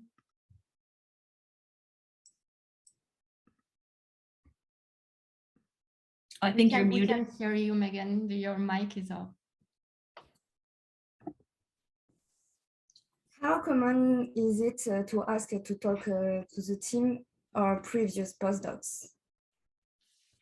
How common is it? Yeah, I would say I wish people do that more often, because I've worked with a lot of people who, unfortunately, they joined a lab and maybe they realized they didn't like it as much as they were hoping to. Why did they not like the lab as much as they were hoping to? It's because they didn't ask enough questions during the interview and talk to enough people to learn more about the lab. So I would say it's fairly common, because more people are taking my advice now to talk to a lot of people who are in the lab before you decide about which lab to join. But I certainly, for everyone listening today, I would want all of you to consider it.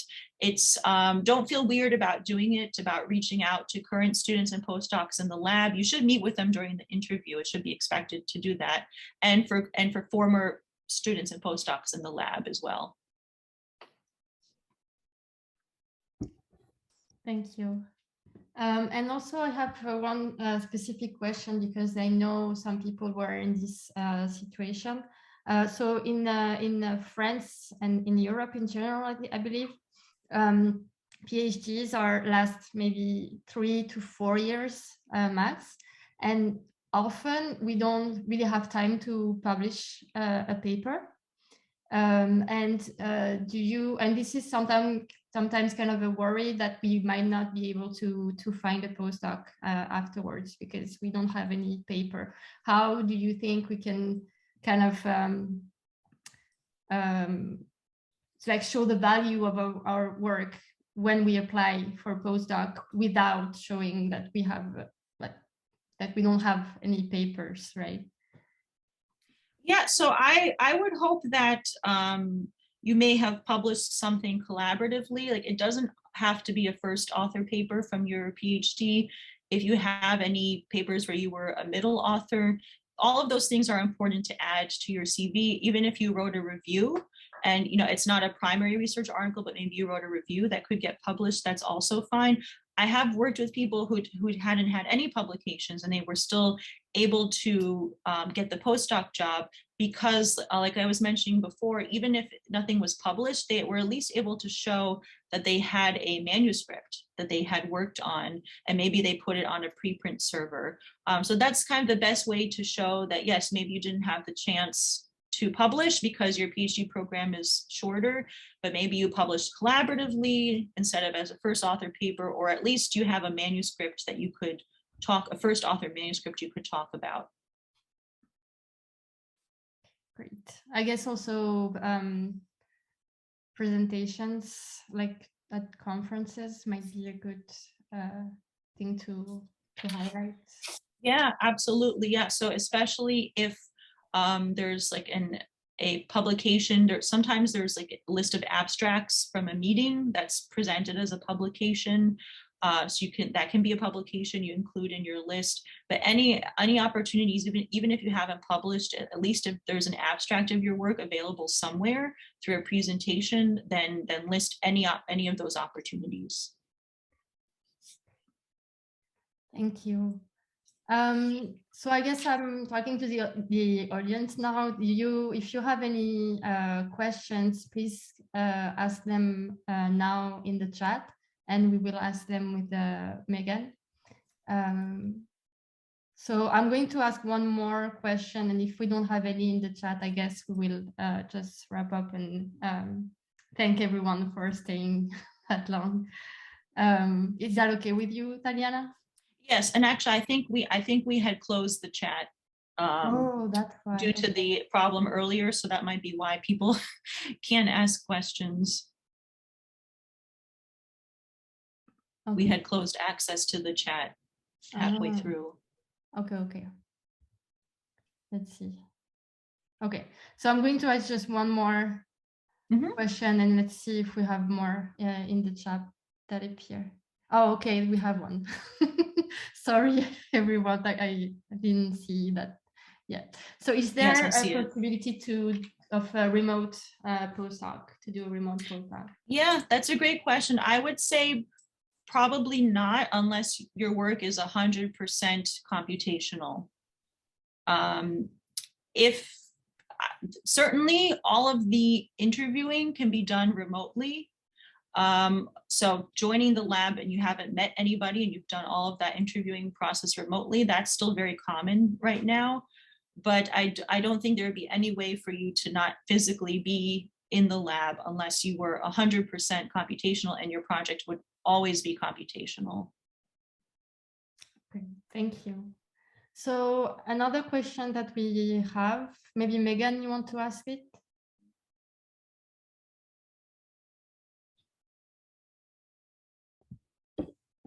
So the question is, how long after completing a PhD, in my case in sociology, can you still apply for a postdoc? Okay, how long after, I'm just looking at the question here. How long before completing the PhD to still apply for a postdoc? Or how long after completing the PhD? It's common to apply very soon after finishing your PhD. If you took some time off to do something else, and then you decide you want to pursue a postdoc, that's also okay. It's just a lot less common. And you would probably just have to give a very good explanation in your cover letter about why you're taking time off to do something else and now you're applying for a postdoc, because it's more common people just do the postdoc right after the PhD. If you wanted to take some time off just to relax for personal reasons, that's absolutely encouraged, and that's fine. And so if that was a few months after you finished the PhD and now you're applying for a postdoc, you don't need to give much of an explanation there. That's okay. But if you took off more than a year after the PhD and you weren't working and you didn't have any other job and now you're applying for a postdoc, you might need to give an explanation of that. Thank you. Another one, so how long to wait before sending a follow-up email to a PI, and more importantly, how to phrase it nicely while still pushing enough to ensure a response? I would wait 1 to 2 weeks after you send the email, and then definitely send a follow-up email. But probably only send one follow-up, and then if you still don't hear anything, then you might need to move on to the next person. It's absolutely expected you can send at least one follow-up email, but then if you still don't hear anything after another couple weeks, then that's pretty much it, and you should move on to somebody else. Or make sure if your current PI can also send an email on your behalf, if that could help in any way to make sure you get a response. And you don't have to do much to send the follow-up email in terms of extra phrasing, just to say, you know, I'm just following up on the message I had sent you last week, where I'm hoping you might still consider my request that I had sent about possibly doing a postdoc in your lab. So you just say, I'm just following up on what I had sent you, and I would like to ask again about possibly pursuing a postdoc in your lab. Thank you. Megan, do you want to do the next one? So the next question is, can universities help with visa, please? And that, if you're applying to do a postdoc, let's say in the US, and you're wondering if the institution is going to pay for all of the fees for you to come here, let's say on a J1 visa. I'm not 100% certain about that. I think some fees are covered just by the nature of your coming to the institution. This is a visa through, being supported by the institution. I think it is expected that at least some of the fees are covered, but maybe there are some things you would still have to cover on your own. I'm not 100% sure, but our immigration office would be able to confirm that for you. Thank you. I guess we'll ask the three last questions, and then I'm sorry for anyone who has more, but maybe you can contact Thalyana directly, or you can also reach out to us at DEFI, and we can also help you. So how do you handle the situation if you find a permanent job position during your postdoc, like after joining maybe 3 months or so? Yeah, that's difficult. I mean, that's actually for any job that you might be considering. What if you find another job and then you want to leave this current job, and how do you handle telling the current job that you're leaving? So that's not really the ideal situation to be in, either for a postdoc or for any job. We would hope that you would stay in the US. It's very common to switch different jobs, but usually after you've been in one job for maybe at least around 6 months or so, and then you decide you might want to try a different job after that. Being in one job for at least 6 months and then moving on shows that you at least tried this out. You decided it didn't work, and then you pursued something else. So I would say 3 months may not be enough time for you to make that decision about whether or not something is going to work out. You could certainly start applying for jobs. If you didn't like the postdoc, you could apply for something else after 3 months, but maybe after 6 months of actually being in the lab, and then you can say, I'm going to leave and pursue this other opportunity. And so it's to get a sense of how it would be handled is kind of based on what you're noticing during the interview about how long people stay for the postdoc, just what the general culture is in this environment that you would be joining, about if people are kind of well respected in terms of thinking about their career goals, and if everyone stays for a very long postdoc, or if some people leave after a couple of years. Megan? The next question is it necessary or highly recommended to apply for a postdoc grant before going to the lab in order to come in with her own financing? Yeah, so thank you for this question. It's really not required. It would be nice, something to add to your CV. If you don't have a lot of publications or presentations, what else can you add? Well, that you've gotten funding in the past, that's great. It would be nice to show that, but it really shouldn't be a requirement that you have to come in with your own funding. That would certainly make you a more attractive candidate. But in the US, we should, any faculty member should be able to fund you through their own grants that they have, and you shouldn't be required to come in with your own funding. But if you happen to get funding, then sure, then you're even a more attractive candidate. Thank you. And the last one, in the event of securing a postdoc position before defending, how common is it to ask for a delayed starting date and to have some time off between the PhD and the postdoc? Yes, I would say this is common. Maybe not necessarily to delay the starting date just so you can take some time off, but just kind of, in your head, that you want to be able to defend, have some time off, and then start the postdoc. So the way you can phrase it in the discussion is that I'm looking to wrap up everything in the PhD with the defense and finishing my publication and finishing my projects. I think I should be able to finish all of that within this time frame, and then I'll just need some time to move and get settled in this new city and new environment and be ready to start the postdoc in your lab, within this amount of time. So propose a timeline where you would like to start the new job based on factoring in, okay, maybe I'd like to take off a few months within that period before I actually have to start the job, but you can just think that in your head without having to explain all of that. So just propose that timeline and see how they respond to it. But it is common, like I said before, usually people look around 6 months before they're hoping to finish their PhD. So we're working with a long timeline here, that if you want to start a little bit later than they had anticipated, that's okay, because they were already knowing that you're still 6 months away from graduating to begin with. Yeah, and I think we shouldn't be afraid to ask.